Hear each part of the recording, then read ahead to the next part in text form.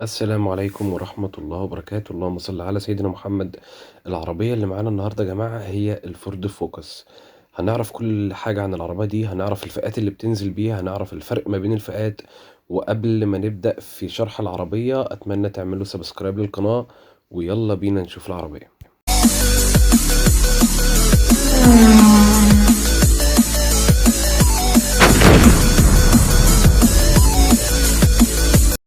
مبدئيا العربية دي بتنزل بأربع فئات سيدان وفئة واحدة هاتشباك. الفئة الأولى في السيدان هي الترند سعرها الرسمي 370 ألف. الفئة الثانية هي الكونكتد وسعرها الرسمي 400 ألف. أما الفئة الثالثة التيتانيوم سعرها 435 ألف. والفئة الرابعة تيتانيوم إكس سعرها 480 ألف. أما الفئة الهاتشباك بتوازي أو بتعادل الفئة الثانية في العربية دي، وسعر الهاتشباك بتاعتها 390 ألف كونكتد، برضو نفس اسم الفئة التانية في السيدان. مبدئيا انتاج الفورد فوكس بدأ في 1998، والهاتشباك بتاعتها ظهرت في 2001. العربية زي ما احنا شايفين شكل جديد كليا ومختلف تماما عن الشكل السابق. الشبكة كمان بتتميز بالقفل والفتح اوتوماتيك مع السرعات، والفوج لايتس بيتغير مع اتجاه العربية. مقاس الجنط في الفئة الأولى والتانية هو 16، أما في الفئة التالتة والرابعة هيكون 17، بس شكله بيتغير في الفئة الأخيرة اللي هي التيتانيوم إكس. ظهر العربية دي كمان اختلف تماما عن الشكل اللي قبله. والشنطة كمان هنلاحظ إنها كبرت برضو عن الشكل اللي قبل كده. الشنطة هنا 511 لتر، وفيها إمكانية طي الكنبة الخلفية. العربية بتنزل من الفئة الأولى فيها سنسور بارك أمامي وخلفي موجود من الفئة الأولى. ابعاد العربيه بتكون الطول 4 متر 65، والعرض الكلي متر 98، والارتفاع الكلي متر 47. اما الخلوص الارضي او الارتفاع عن الارض هو 15 ونص سنتي، وده رقم مش وحش خالص. وعرض العربيه بدون المرايات، انا ذكرت العرض الكلي متر 98 والعرض بدون المرايات متر 82. السرعة القصوى العربية دي بتكون 190 كيلو متر، وزنها 1340 كيلو للسيدان و1336 كيلو للهاتشباك. التسارع بتاعها من 0 ل 100 في 12.4 ثانية. وكمان العربية بتنزل بفاميه من الفئة الأولى، وخزان الوقود بتاعها كبير مش صغير 53 لتر، واستهلاكها للبنزين كويس جدا، وده بيرجع لأنها 3 سلندر. وهنشوف المواصفات الفنية للموتور في آخر الحلقة. واستهلاكها 6 لتر لكل 100 كيلو، ده استهلاك كويس جدا مع تانك كبير زي ال 53 لتر. هيمشوك كمية كيلوات كويسة جدا، مش هتقل عن 700 كيلو تقريبا يعني. كمان العربية بتنزل من الفئة الأولى فيها داعم قطنية ومثبت ومحدد سرعة، هنشوفهم في الطارة المالتي. وبتنزل بستة ايرباجز. تمام. الفئة التانية هتزيد في ست مواصفات فنية عن الأولى، وهم الستارت انجن، ودخول العربية من غير مفتاح، وتكييف اوتو دول زون، ومرايات ضم ومرايات تعتيم، وسنسور مطر. ده اللي هتزيده الفئة التانية عن الأولى. اما بالنسبه لمواصفات الامان في الفئه الاولى، فهي طبعا فيها انظمه الفرامل الامان كلها اللي في الفرامل، الاي بي اس والاي بي دي والاي اس بي والهيل اسيست والتراكشن كنترول والقياس ضغط الهواء في الاطارات، وفيها كمان الايمولايزر. تمام. فيها انظمه القياده اللي هو الايكونومي الاقتصادي والرياضي السبورت.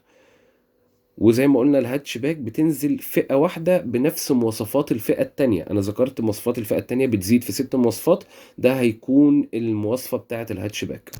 أما بالنسبة للفئة التالتة وهي البلاتينيوم، اللي قلنا سعرها 435 ألف، بتزيد عن التانية في الجنط 17 والسقف البانوراما والأنوار ال LED الأمامي والخلفي، وإضاءة داخلية. الفئة الأعلى اللي هي تيتانيوم الإكس، اختلافها بيكون في الجنط نفس المقاس، ولكن الاختلاف في الجنط. وفيها 10 سماعات بدل 6، والنظام الصوتي بتاعها بي اند او، وفيها جي بي اس، وشاشة العدادات ديجيتال كلها بالكامل، وفيها الهيد اب ديسبلاي. والفرش كمان هيكون جلد في الفئة الأخيرة، ولكن يعني جلد مش كله، يعني رياضي، في يعني أجزاء جلد وأجزاء مش جلد. وفيها كمان في الفئة الأخيرة بتزيد في تنبيه الخروج من المسار، ونظام تخفيف التصادم.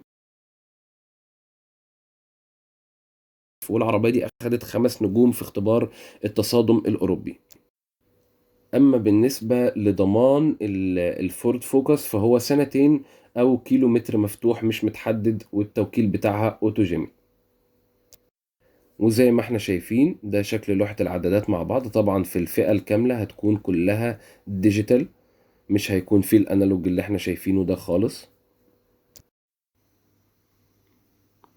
طبعا الفورد معروفة بمواصفات الأمان بتاعتها. الفورد بصراحة ما بتهزرش في مواصفات الأمان، أي حاجة تتعلق بالسيفتي يبقى فورد بصراحة. يعني هي يمكن تاني عربية بعد الفولفو بتهتم جدا بمواصفات الأمان.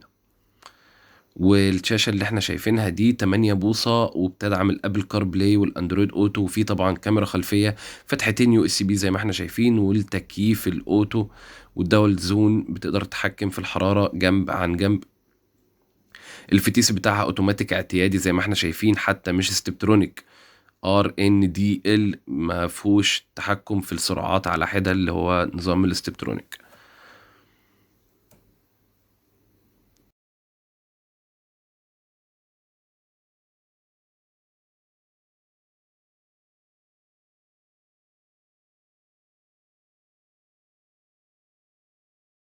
ونيجي لآخر جزء في الحلقة بتاعتنا وهو الموتور. نشوف غرفة المحرك مع بعض ونعرف المواصفات الفنية للموتور. مبدئيا هي بتنزل بموتور 1500 سي سي، بيدي 120 حصان، متوصل بناقل حركة اوتوماتيك تقليدي من 6 سرعات و3 سلندر. الموتور بتاعها 3 سلندر، وتجميع العربية ألماني. وزي ما قلنا السرعة القصوى للعربية دي هتكون 190 كيلو متر، واستهلاكها للبنزين 6 لتر لكل 100 كيلو. وده بيرجع برضو لأن العربية 3 سلندر، ودي حاجة مش وحشة. أنا بشجع العربيات اللي زي كده بصراحة، كل ما هو موفر واستهلاكه كويس بصراحة، يعني أنا بشجعه. ده للبيئة ولينا ولكل حاجة بصراحة يعني. زي ما احنا شايفين، والكبوت كمان فيه العازل بتاعه. العربية بصراحة ما استخسروش في الماتيريالز المستخدمة فيها. حتى الكبوت بتاع العربية برضو يعني حجما وتقلا كويس جدا.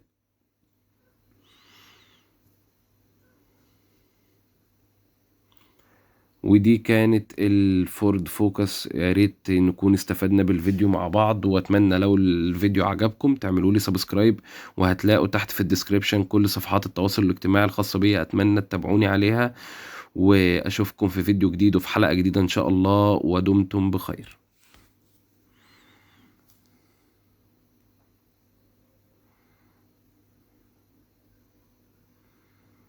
معلش بقى، حابب اوريكم شوية التفاصيل الصغيرة دي عشان بتفرق مع ناس.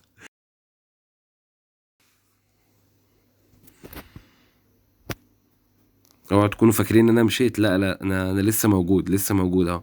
شفت كل حاجة كده. في حاجة تانية ما اتفتحتش في العربية دي.